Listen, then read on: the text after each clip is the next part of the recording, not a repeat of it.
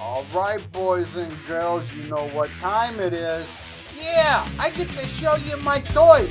Hey, I might help you, might teach you something. Let's see what we can do. Use Motorized presents cool motorized toys in 5, 4, 3, 2, 1. Yeah, let's go. Hey, welcome everybody. Eugene Hughes Motorized. Check this bad boy out here. This is a Schwinn Shuffle scooter. We're going to motorize this bad boy here. Follow along, see what I'm going to be doing here. Check the links down below in the description if you want to build along with it. I'll show you where I got all the stuff here. Hey, come on in. Let's check it out. What are we going to put on it? Well, let's see here. We've got the old 49cc Husheng. We've got a 97cc Lifan. And we got the old 79cc Predator. It's even there. I don't know why my tongue's getting tied. We're not going to do any of them. Forget this shit. Okay, reason being. Okay, so I want to make a sit-down scooter out of this bad boy here. And I'm going to stretch it. So I can get my, get some room. If I want to put my feet here, put my butt there, I may be a little far back. I want to stretch it about maybe 12 or 14 inches. But one problem I've got is the chain line. So if we put the motor here, needless to say, it's going to make it tight. But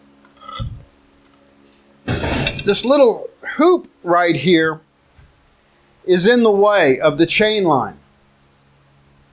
The brake setup here, particularly the arm here on the V-brake, on the left-hand side of the scooter is in the way of the chain line. I'd have to mount it underneath.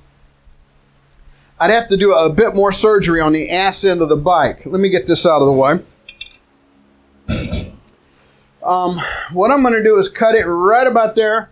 I'm going to stretch it 14 inches. Now we're going to make it look something like this bad boy right here, or this bad boy right here. I'm going to put some sheet metal around it, and we're going to make this thing look vintage. We're going to make it look slick. So I'm going to cut it here, stretch it 14 inches. We're going to put the sheet metal on the ass end of this bad boy here. And I'm also going to put a seat on it. Here's what I figured out I'm going to put on it. This bad boy right here. So we're going to put an e-bike motor on it. This is a 48 volt, 1000 watt motor. It's a front wheel. Needless to say, it won't fit there. We're going to put it on the front. I'm going to change the forks out. Where are my triple trees? Here we go. We've got the triple tree forks here that we're going to put on. It has the setup for the disc brake, so we've got discs on the motor there. And we're going to be good to go. So this here is part one of the build. I've got some aluminum sheet, 0.063 and 0.043, I think it is, that I'm going to use to fashion a really cool ass end of it here. Some of the vintage scooters had almost an Art Deco style front fender here, but I'm not going to have room for that.